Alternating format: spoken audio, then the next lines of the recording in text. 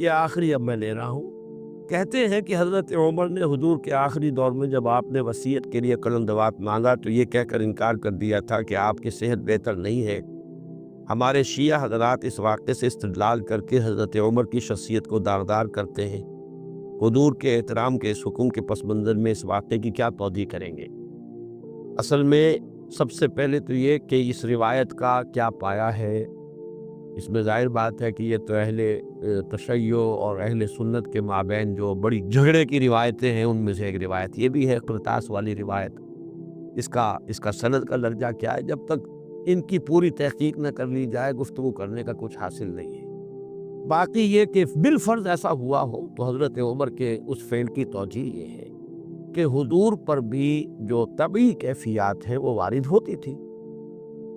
آخر جب آپ کے جسم مبارک سے خون بہت بہہ گیا تو آپ پر بے ہوشی بھی طاری ہوئی تھی۔ ہوشی طاری ہوئی تھی کہ نہیں ہوئی تھی؟ اور بخاری شریف کی روایات سے ثابت ہے کہ حضور پر جادو کا اثر بھی ہو گیا تھا۔ اس پہلو سے اگر عالم نزا کے وقت آپ کی کیفیت ایسی ہو گئی تھی جس کے بارے میں حضرت عمر نے یہ رائے قائم کی تو اس میں کوئی کفر نہیں ہے، کوئی غلط بات نہیں ہے۔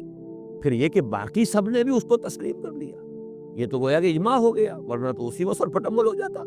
حضور صلی اللہ علیہ وسلم کے صحابہ جو ہے وہ ایسے تو نہیں تھے کہ اس قسم کے معاملات کے اندر اگر وہ بات معقول نہ سمجھتے تو وہ اس وقت حضرت عمر سے نہ لڑتے۔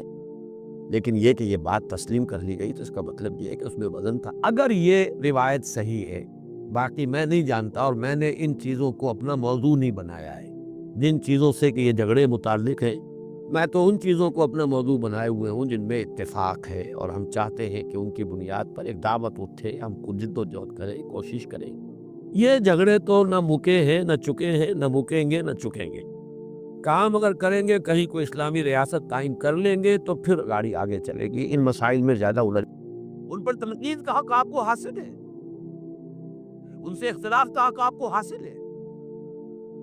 وہ حاکم مطلق نہیں ہے، وہ عامل نہیں ہے۔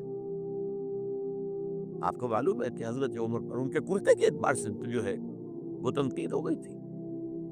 تنقید کرنے والا کون تھا؟ سلمان فارسی رضی اللہ تعالیٰ عنہ، جن کے بارے میں حضور نے فرمایا سلمانو منا آل البیت، یہ تو ہمارے اہل بیت میں سے ہے، کتنا قریب۔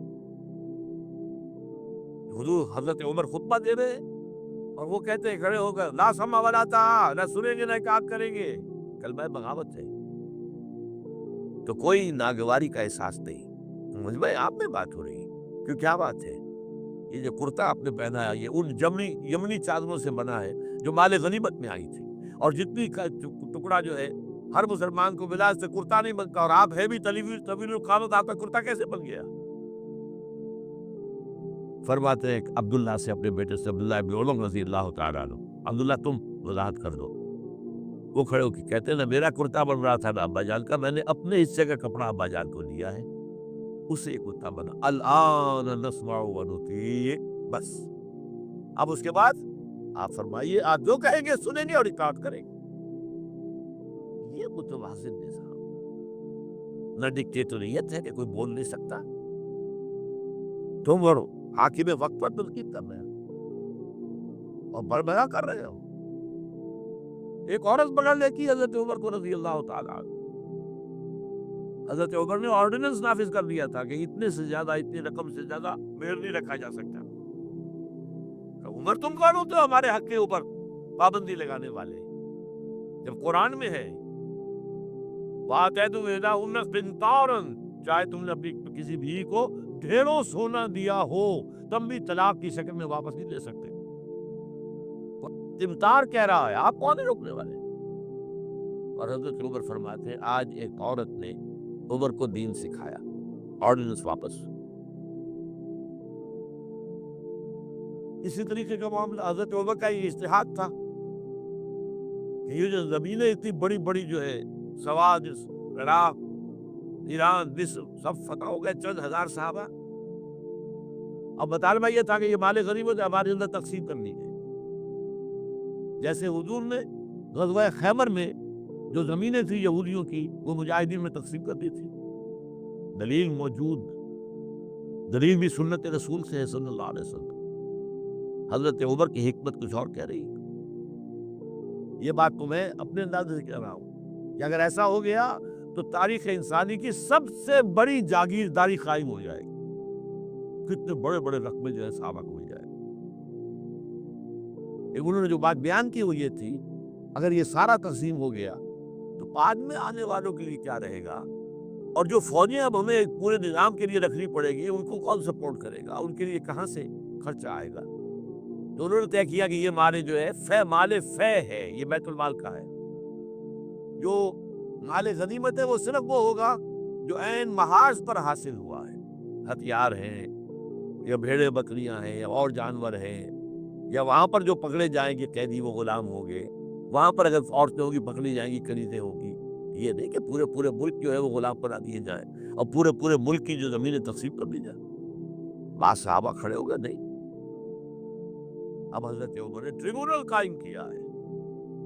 5 صحابہ اوس میں سے 5 خزرج میں سے بیٹھ جائیے.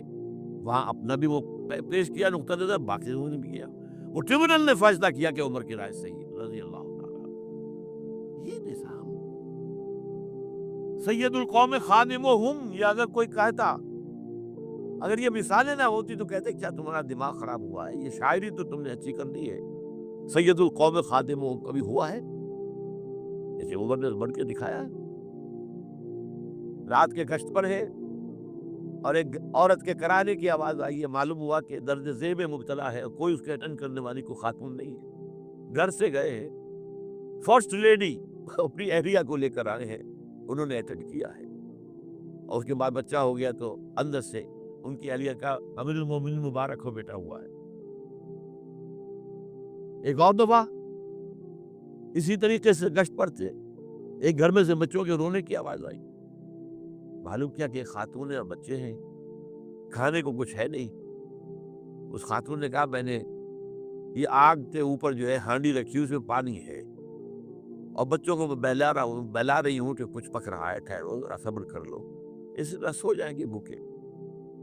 کانپ گئے مرتے ہوئے، گئے بیت المال سے اور بوری ہندو کی لے کر اپنے کندھے پر اپنے غلام سے کہا میرے کندھے پر رکھو. کہا میں نہیں چلتا ہوں. تو نہیں، قیامت کے دن تم میرا بوجھ نہیں اٹھا سکو گے.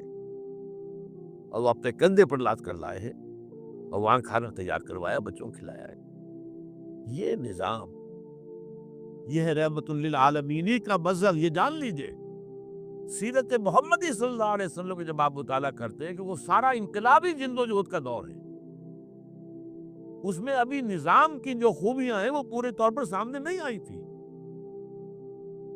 ابو بکر صدیق رضی اللہ تعالیٰ عنہ کا دور خلافت جو ہے وہ بھی کاؤنٹر ریولوشنری موومنٹس کو ختم کرنے میں صرف ہو گیا ہے، جسے انگریزی میں کہتے ہیں للی ان بلو. نظام اسلام، اسلام کا نظام عدل اجتماعی جو ہے ایک کھلے ہوئے پھول کی طرح نظر آئے گا حضرت عمر رضی اللہ تعالیٰ عنہ کے دور خلافت میں. مساوات کا اندازہ آپ کر سکتے کوئی؟ خلیفہ وقت سفر کر رہا ہے بیت المقدس کا، کتنے کئی سو میل، میں کم سے کم 500 میل تو ہوگا مدینے سے بیت المقدس. ایک اونٹنی ہے، ایک خادم ساتھ ہے، اسی اونٹنی کے اوپر راشن بھی ہے راستے کا، لہذا ایک وقت میں ایک آدمی سوار ہو سکتا ہے، دو نہیں. ایک منزل خلیفہ اوپر بیٹھے ہیں اور خادم آگے چل رہا ہے لکیر پکڑ کر. ایک اگلی منزل میں خادم اوپر بیٹھا ہے اور خلیفہ آگے جو ہے لکیر پکڑ کر چل رہا ہے. جب آخری منزل آئی تو وہ خادم کی باری تھی اوپر بیٹھنے کی، اس نے ہاتھ جوڑ دیے کہ خدا کے لیے لوگ کیا کہیں گے، مجھے کہیں گے تمہاری یہ جرت. فرمایا نہیں، الدور دورک، نہیں، یہ تو حساب کا معاملہ، میتھمیٹکس کا معاملہ ہے، یہ تمہاری باری ہے، بیٹھو. یہ بلندیاں، یہ عظمتیں، یہ عدل، یہ انصاف، اور پھر یہ کہ موریا نشین، کوئی محل نہیں. ایک آیا ایرانی مدینے میں چکر لگایا، کوئی انہیں محل نظر نہیں آیا. اسے پوچھا ہے اینا ملککم، تمہارا بادشاہ کہاں ہے؟ جواب دیا گیا لیس لنا ملک ولنا امیر، ہمارا کوئی ملک نہیں ہے، بادشاہ نہیں ہے، ہمارا امیر ہے. کہاں ہے تمہارا امیر بھائی؟ وہ بیت المال کے کچھ اونٹ گم ہو گئے تھے، سب تلاش کر چکے، نہیں ملا، ہمارا خلیفہ خود گیا ہے. کسی کو ساتھ لے کر گیا ہوگا آئیڈینٹیفیکیشن کے لیے، تو دیکھا دوپہر ہو گئی تھی، دھوپ تیز ہو گئی تھی. حضرت عمر اپنے درے کو اپنے گردن کے نیچے رکھ کر ایک درخت کی چھاؤں میں آرام کرتا. نہ کوئی باڈی گارڈ ہے، نہ کوئی محافظ ہے۔ اس نے وہی کھڑے ہو کر کہا ہے عمر تم انصاف کرتے رہو تو تمہیں کوئی ڈر نہیں ہے، اور ہمارے بادشاہ خون پیتے ہیں لوگوں کا، وہ کانپتے رہتے ہیں، انہیں اونچی اونچی فصیلیں چاہیے، بڑے بڑے فوجی چاہیے، انہیں تو بہت اسکواڈز چاہیے کہ جو ان کی حفاظت کرے۔